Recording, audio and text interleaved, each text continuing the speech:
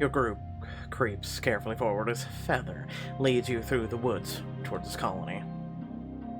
Are we getting close, Feather? It's not much further, but we should keep our voices down to avoid disturbing the zombies. They spook at the slightest noise. Are there that many of them out here? Like our crops, they thrive in warmer months. Everyone stay close. As you work your way through the dense forest, Troy drops back a few paces so that he's right beside you, speaking too softly for the others to hear. So how much do we trust Groovy Grandpa here? Not sure yet, but he seems harmless enough. Operative word seems. This could easily be a trap or some kind of scam. You wince as your stomach gives a loud and hungry gurgle. It could be, but we need food now, and we need crops to grow more food later. If there's any chance we can work out a deal with these people... Troy sighs, rubbing his face with one hand. I mention how annoying it is that you're right all the time. Once or twice. Hey. As you all stay clustered nearby as you step out into a beautiful meadow that's absolutely crawling with drones. Holy crap. That's a whole Hollister full of Z-Bags. I see why you came to find us. That's way more zombies than any one group should have to deal with. I don't know. I'm not sure any amount of food is worth this risk. Maybe we should just head home. We can't just abandon them, Troy. Perhaps I should explain. These drones are not the problem. The rumble of engines suddenly fills the clearing as two large motorcycles pull in, bearing two men clad in black. Oh. Okay. All the zombies whip in their direction and charge, teeth and claws bared. He seems the quiet, stoic type. The riders rev their engines and lift two tricked-out shotguns as they speed right into the group and open fire. Some of the drones' bodies get shredded beneath the tires, chunks of flesh flying through the air, while the others crumble into the ground as the shotgun pellets tear through their heads. Blasts from the weapons echo all around as bullets rip through the flowers and grass. But as the two men slow to a stop, the few remaining drones rush forward. These assholes still aren't done. I got it. The larger rider unhooks a massive morning star from his belt, and the end of it catches fire as the motorcycle takes off again.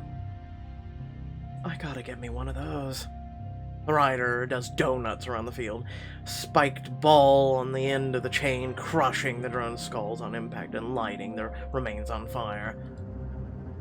In a matter of minutes, the zombie horde is nothing but piles of smoking body parts scattered across the field. These guys are efficient. A bit noisy and obnoxious, but efficient. The riders get off their bikes, and one of them kicks aside a rotten corpse as he scowls. All right, you hippie bastards, come on out. We're here for the food you owe us, so you'd better pay up. They are the problem. Yeah, they are the problem. Hopefully you're all having a great day. And remember, support the channel. That's how we were able to get VIP. Chapter 6, Aid and Abet. As two men head deeper into the colony, Feather looks out, or lets out a sigh as he looks over the splattered blood and zombie flesh covering the ground. What was that all about? It's the price of some of the elders we believe we must pay to maintain our life. This community was founded years before the outbreak by those who wanted to live in peace and harmony with the earth. Were other people against those ideas? Yes. Not sure if you've seen the papers, Doc, but we were well on our way to destroying the earth before a parasite made us start eating each other. Indeed. For that reason, we lived apart from society. Our lives changed little in the years following the outbreak. But as more zombies joined us, well, violence and killing of any kind go against our beliefs. Even killing zombies? Yes. We are meant to give respect to all creatures living among us. They aren't living. That is a point of contention among us. I can't believe any of you are still standing. I never would have made it in the mall if I hadn't been able to bash a few heads in. What do you do for protection? Typically, we just simply wait them out in the root cellars, but more recently... His gaze sweeps over the half-destroyed field. I believe you've seen what we rely on. You cross the field deliberately, worry of the corpses littering the ground, though one of them stirs. Gotta give them credit, they did take down all these drones on their own. Too bad they ruined the plants in the process. You do what you have to in order to survive.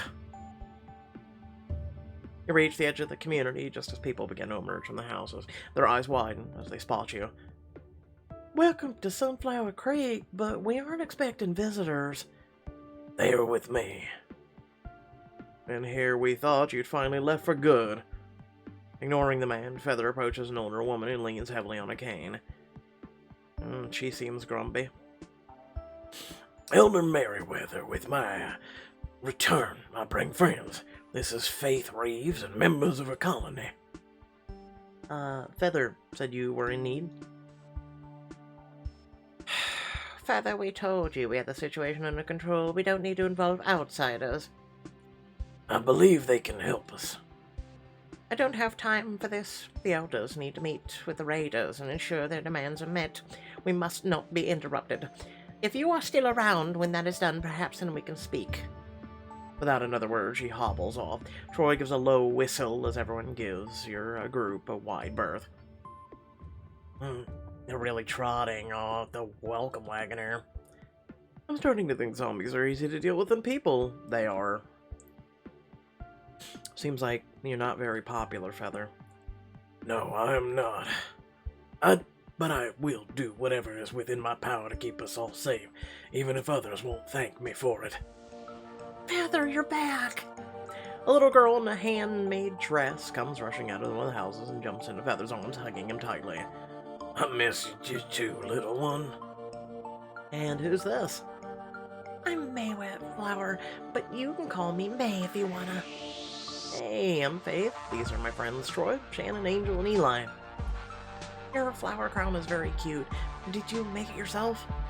Yep, and I can make you one too. I bet you look real pretty like a fairy princess.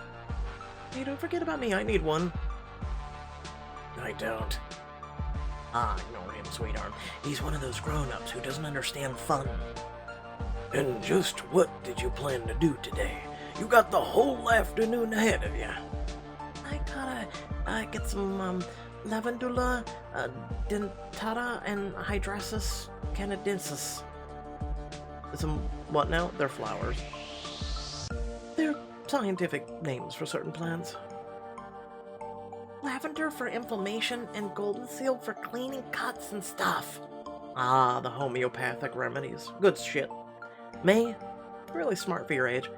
I'm at least 3 times older than you, and I don't know any of that stuff about plants. Didn't you pay attention in class?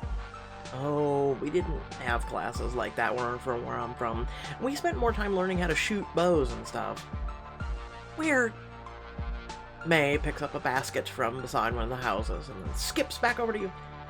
You want to help me with the plants? We could make a healing salve. Not sure we've got time for that. It sounds like the elders will be busy for a while, so you're welcome to go along. I also wouldn't mind having someone around to keep an eye on May. Where she goes, a storm of trouble follows. Oh, we're gonna be pals. And if these plants do have healing properties, it might not be a bad idea for us to learn more about them. At least then if the food falls through, this won't have been a waste of time. Please! Damn, she's charming. Diamond choice to help May gather plants. May grabs your hand and tugs you through the commune until you reach a series of raised flower beds full of fruits, vegetables, and other plants. Holy cow, that is a lot of food. He used to have 2 more, just like this. The elders were really sad when the zombies stomped all over them, so we're working really hard to replan everything. I'm starting to think we should just move in here rather than go back to IO. We don't want to take advantage of their kindness, Troy. Speak for yourself. We could share a bunk with me. Hell yeah, slumber party. Can we just gather the plants already? Okay, Eli, Angel, Troy, you get the lavender and the rest of us will get the golden seal. You got it, boss. Following May's instructions, you settle down on the ground, careful cutting off the golden seal's leaves, where it's tucked alongside a variety of other plants. I bet you must know all about plants here, right, May? I only recognize a few of them myself. Macrobiology was never my strong suit. We learned all about them in baby botany, and I'm already in elementary botany. Tell me more about this flower, this plant, and this one. That one has a berry on it and blooms. That one seems more important. Don't touch that! Is that belladonna? Yep, and that's extremely poisonous. It's really, really, really toxic. And why do you keep it in your garden? Because it can be used for certain things. Elder Merriweather said it worked hard to grow here, so we should respect it. May suddenly stands gathering up the golden sealed leaves and placing them in her basket. She touches your hand again, or takes your hand again. We still need rosemary. Shannon, can you get some? Faith and I are gonna get started on the salve. Just so you know, I don't have a clue how to do anything with these plants. That's okay, I'll show you. The child is now guiding us through life. Let's go. May leads you across the garden, stopping by Eli, Angel, and Troy. Hi, did you get the lavender? Troy gives a gallant bow as he presents a bundle of purple flowers to her. Your flowers, my ladies. Eli, you aren't supposed to dig up the whole plant, which seems dumb, but whatever. Good job, Eli. You're a plant protector just like me. Yes, well, didn't want to ruin your garden. We're gonna need garlic, though. The one we do get to dig up. Dibs! Someone should go make sure she doesn't destroy half the garden in the process. You handle it, Troy. I'm gonna keep an eye on the perimeter. Ah, heavy is the head that wears the crown. Troy heads off after Angel, and you follow May to his workbench, where he or she begins washing the plant before adding them to a mortar and pestle. May, what's life like here? We go to school and play outside, a big party with lots of foods and dancing every full moon. Do you not do all that? And believe it or not, this is the first time I've ever even seen a garden. Where I grew up, we mostly ate flavored goo out of cups. Ugh, gross. It's way better than that here. Though it hasn't been as nice with all the zombies and those scary guys. Dan and Angel bring over the rosemary and garlic. May grinds all the ingredients into a thick paste. It's gotta sit for a few minutes. Oh. What is it? What's wrong? Rather than answer, May dashes over to a bush and you dart after, scanning the horizon for danger. First bloom, first bloom! Ah, it's pretty. The elders say if you keep the first of these flowers, you'll have good luck all year long. Can you never have too much of that? May gently plucks a flower from its stem, holding it to her nose to give it a sniff. Do you want it? Nah, I'm naturally lucky. Glance around the garden. Eli stands at the edge, arms crossed as he stares into the forest, while Angel dangles upside down in a nearby tree. Troy is sprawled out in a patch of open grass, while Shannon is bent over a bed full of vegetables. I think I should give it to... Eli. He's okay. We got his letter. We saved her. Troy I'm questioning. And we killed her parents. Oh my god! I'm gonna give it to Angel. Maybe it'll make her happy. May grins and darts across the garden to where Angel is still dangling from the tree. You have got to give this a try, May. You can see so much of the sky. It makes my head feel all funny. That's part of the fun. Angel swings back and forth, but stops as May holds up the flower to her. Is that for me? It's for good luck. Angel grabs the flower and tucks it behind her ear before dropping out of the tree to lift May into a bear hug. You're too damn adorable. Well, I was hoping she would, notice it came from us, but that way we could try and make amends for killing her parents that were already zombies, but May skips back to your side with a bright smile. She turns back to the workbench and scoops a bit of the salve into a little pot. All done. Looks weird, as long as it works, which it typically does. Then I'll be sure to keep it close for whenever I need it. So, when are you gonna come back and play with me again? I don't know. Hopefully soon. Maybe next time I can come play at your house. Oh, not yet. Not yet. Your work complete, you gather the others and head back to where you left Feather at the front of the colony. You and the others wait for some time when a commotion coming from one of the buildings draws your attention. The voice echoes from outside or inside, aggressive. Not gonna tell you again, old man. Do you think we should do something about that? The elders told us not to disturb them. A cry of pain echoes out of the building, and Feather's eyes go wide as he gets to his feet. But as they say, one cannot wait for grass to grow. You all rush inside to find an older man backed into a corner by the two motorcycle riders from earlier. We don't have food to give you. All but one of our fields were trampled. Everything was destroyed. Well, you'd better cough up some from the last field. My friend Boots here might have to get aggressive. You don't want that. If we give you the rest of the food, the rest of us will starve. Not my problem. Leave him alone. Both men turn, the smaller barely glancing over his shoulder at you, while the larger keeps his gaze locked on. Get lost, kids. We've got an arrangement with this colony. And we're here to collect. So unless you want to get your ass beat, I suggest you get lost. I'll take that challenge. Let's go, me and you outside right now. Yeah, I can tell you're tough. That's why you're beating up an old man. Real brave of you to attack someone with no chance of defending himself. Shouldn't have expected more from a couple of cards. Why you? He takes a step forward, lips pulled back in a snarl, when Boots places his hand on his shoulder, holding him back. Knuckles, we have a job to do. The smaller man scowls and pulls away, turning back to the elder. I promise, if you give us a bit of time to replant, we'll be able to pay you back. That ain't gonna cut it. The boss doesn't take kindly to people who back out of their promises. Were you even listening, dumbass? They already said they need the food for themselves. What kind of heartless monsters would take food from those in need? Nah, don't waste your breath on these bottom feeders, Shannon. She said leave him alone.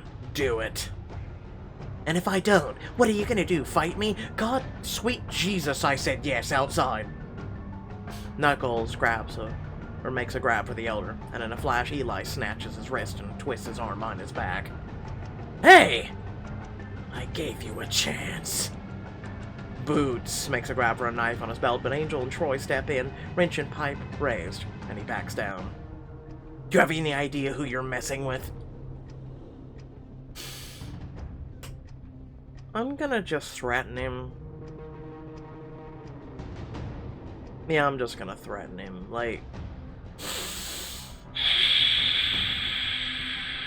There's no point to escalate this. We need to try and de-escalate it.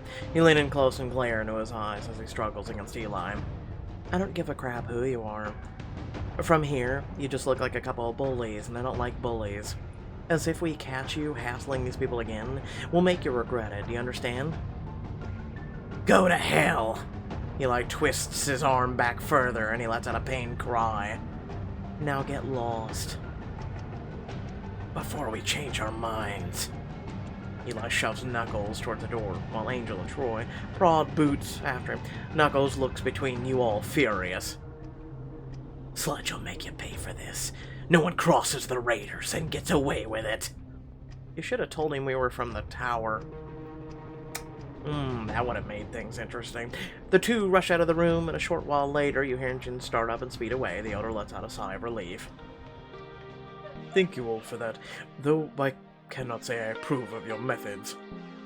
He didn't seem like the type to talk things over. Ooh, Sledge. I mean, aside from the person with the coolest name of all time. The Raiders leader. Though I've never met them, it seems they're too important to bother dealing with our little community personally. So, there's more of these guys.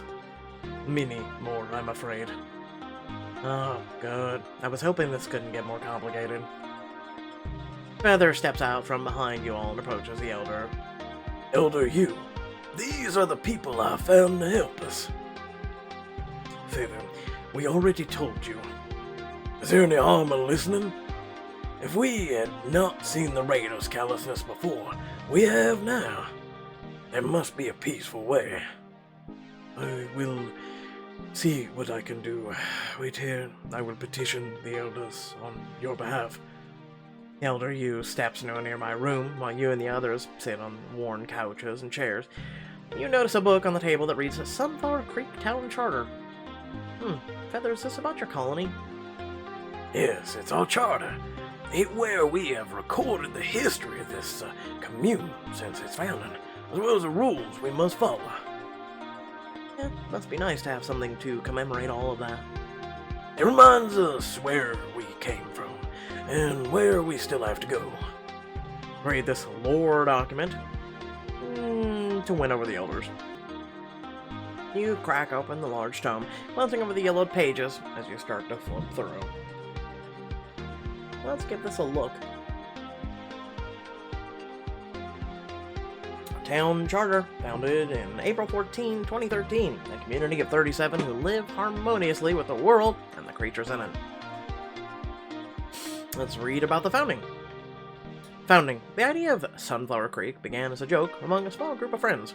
Most of us were just people who spent time working in a local community garden, trying to bring a bit of nature to concrete jungle. But so many of us were dissatisfied with life, we were forced to leave. We decided to leave it all behind. We pulled together with the last of our resources, selling many of our earthly possessions in order to buy the land and some meager supplies. This place was not much to begin with, but people had brought their own plants and animals, and soon we made it a home. We have done all we can to ensure tranquil coexistence with the local flora and fauna, for they are as much a part of the world as we are. On April 14th of the year 2013, we sat down to write this charter detailing the way we should live our new lives. History. The early years of the town were precarious. We sowed gardens and built houses, found a peace unlike any we had known. Prosperous, excuse me. Our numbers grew as more and more people found themselves disillusioned with the capitalist rat race. We'd all had such great hopes for the future. Then came the time of the outbreak. It had already been all over a year when the news reached us. We temporarily housed many groups fleeing from the cities, and some even chose to stay and make a life here. It was not long after that we saw the first infected. It's a shame that humanity has brought ruin down upon itself. Nature is wise, but it is not always kind. Thankfully, our root cellars offer shelter, and we intend to keep them well stocked in case we must stay cloistered to weather the worst of this plague. Their numbers grow every season, and we have lost many friends to them, both animal and human. But we must respect the new way of the world. It is not our place to interfere. If only our respect guaranteed, we could remain a part of this beautiful planet. Beliefs. Humans are just one species on the earth, equal with all the others. The folly of man has come from those who believe we are better. Respect should be given to every form of life. Children should not be treated as less than adults, nor fish and insects less than mammals. Wait. Look how they treat Feather. Yep, you guys aren't following your own charter. We should strive to live in harmony with nature. Anything we take from the earth, we must work to give back. If you must cut down a tree, 2 others should be planted in its place. If you take honey from a hive, flowers should be given to restore it.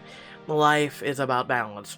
While work must be done to survive, rest and healing are equally important and should be given their due. Education elevates the self. Questions are encouraged, and those with knowledge should be best to provide answers, no matter the subject matter. Shame should never keep us from learning. kindness and love above all else. Rules. Violence against any creature, large or small, plant or animal, is expressly forbidden. For example, many-legged friends found inside a building should be gently relocated outdoors where they can thrive. Meat shall only be consumed when an animal has passed from natural causes to ensure its body does not go to waste. Sunflower Creek will never have a form of currency. Everyone must do their part, and in return we shall prosper. So pretty much they live like gypsies, Amish, things like that, which I respect. Every member of the community has a vote in major decisions. From the youngest child to the eldest adult, we all contribute to the well-being of our home, so we should all have a say in what we do here. For day-to-day matters, a small group of trusted elders shall be responsible for keeping the community running and everyone in it safe. Those found in violation of these rules must petition for themselves in front of the Council of Elders, who will decide if they still have a place among us. This place seems so nice. Nothing at all like the tower. This gives me some ideas for how to make I.O. a nicer place to live. You place the book back down on the table, just as Elder Yu returns and beckons you all into an adjacent room. Elder Yu takes a seat at the long table where Elder Merriweather and a number of other older adults sit. Welcome, Faith and friends. I am Elder Rain. We'd like to thank you for assisting Elder Yu and to apologize for not welcoming you properly. That's alright. It seems like you got a lot going on. We do. But what is it we can help you with? Well, we have a colony not far from here. We're desperately short on food. Feather said you needed help with zombies and those raider people, and I thought we could form an alliance. Unfortunately, we are no longer able to trade with other colonies not since we met the raiders. Once a month, they show up and demand tribute, thinking all but bare minimum we need to feed ourselves. And then why are you working with them? We are a non-violent group. Doesn't seem like the raiders respect that. The raiders' violence keeps us safe from the zombies, so that must be how it is. That is as false as a winter bloom. We survived for years without the raiders, with the help of those who treated us far better. That is enough, Feather.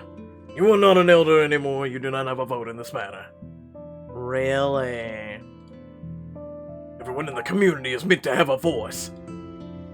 You broke a cardinal rule. You are lucky we allowed you to remain in Sunflower Creek at all. And you would rather have I let a child die? Despicable. Wait, what?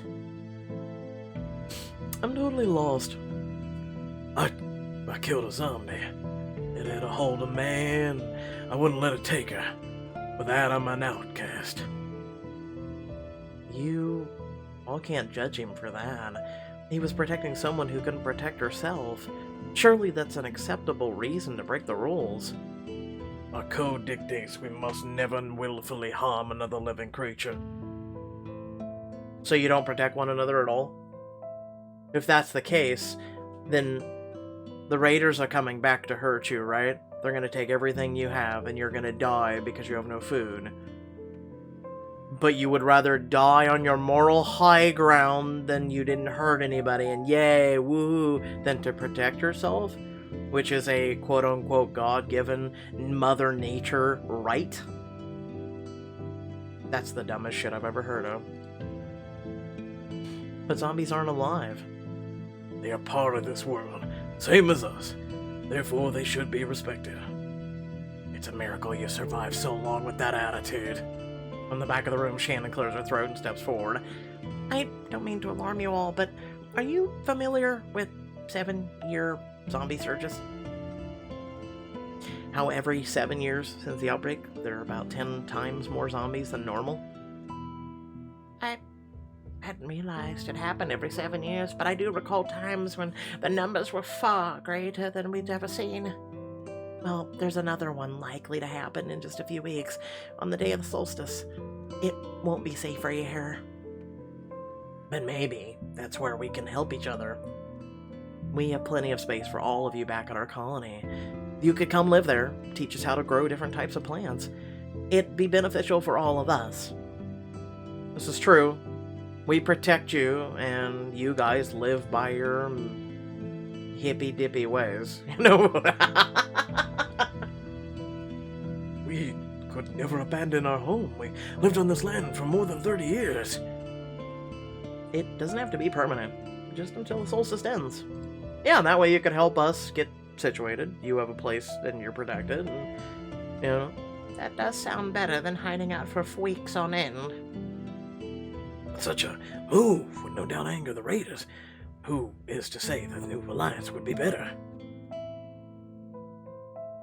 We can give you peace. I can tell that working with the raiders is eating at you, and they don't care about your way of life. They don't respect you. But we will. So you won't show violence to the zombies, then? I can't promise that. But I will say we will do only what we must to defend ourselves and all of you. And we'll never force you to fight if you don't want to. That sounds reasonable to me. That is not enough. We have strayed too far from the very reason we founded this commune. We should not be tolerating violence of any kind, not among our members or our allies. I don't know if you've noticed, but the world's a pretty violent place. That is precisely why we founded Sunflower Creek. Look, I respect your principles on nonviolence, but you can't pretend that it's more natural than the other ways of life.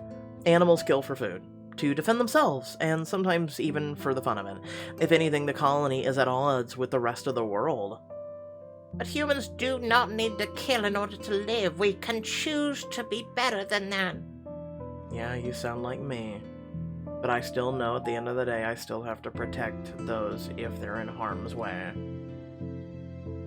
Your own charter says that all forms of life are equal, right? The folly of man has come from those who believe we are better. You read our charter? Cover to cover. I mean it. Like, when I said I respected your ways. None of those changes the fact we already have an agreement with the raiders. Elder Rain, that's exactly why we need these people. They'll help us to fly free again and ensure the safety of our nest. And how do we know we're not saddling ourselves with something worse? You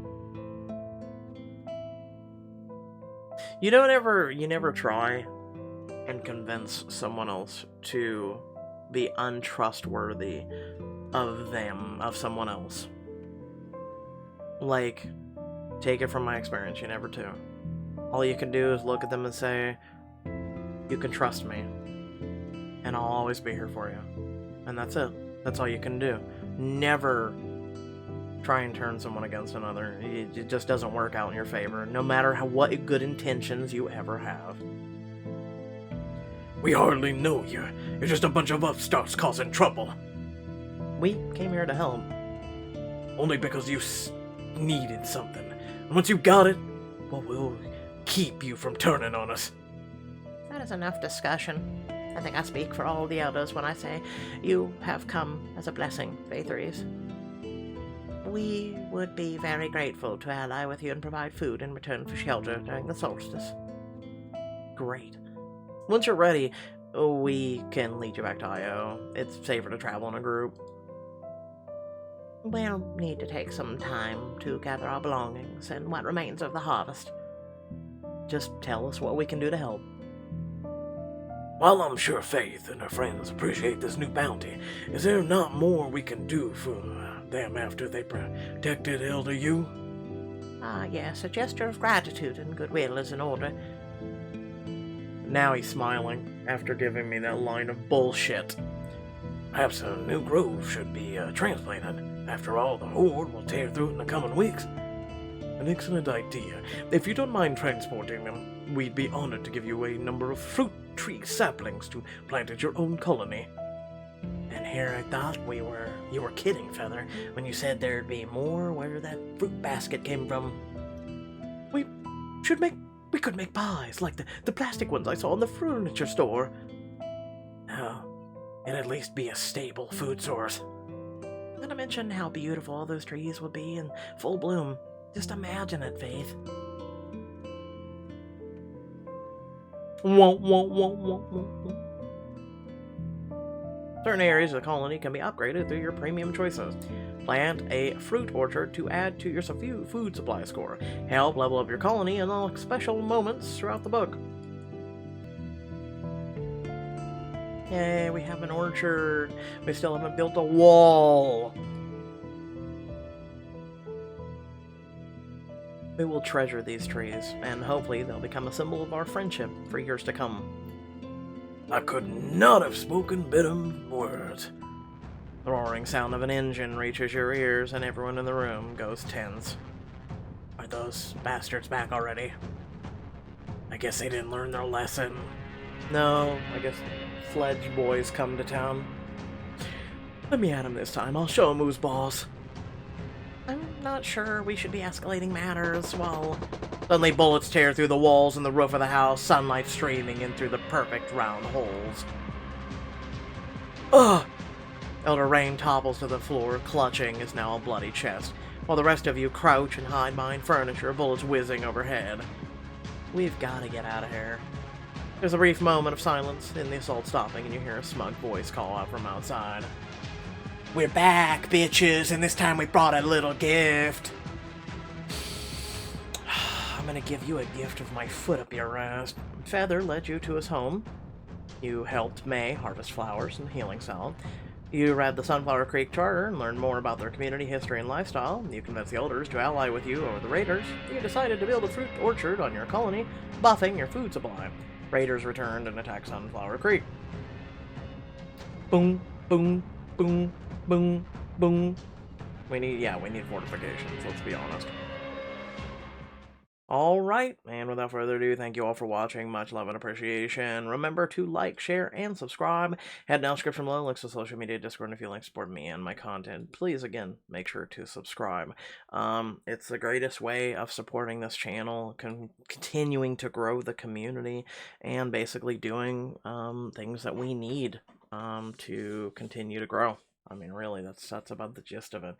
You know, I look over here and we are just 5 subscribers away from finally hitting the 12,600 mark. So again, it would be really great if you my only goal for this channel, unlike any other creator, is I set out to make people laugh. I set out to entertain people. I set out for a lot of positivity, right? I never want to bring negativity to this community. I never want to bring negativity at all whatsoever. This is supposed to be a place of inclusiveness, of being happy together, and you know, welcoming everybody, regardless of what you believe or what. You know, there's agreements and disagreements and things, but if you walk away amicably and respectfully of one another, it's fine to disagree even with one another. But I'm just wanting a community that just keeps growing. That's it, who will continue to share these things and maybe even help other people to open themselves, open their minds a little, and even open their hearts. So, thanks again for watching. Catch you all later. Peace out.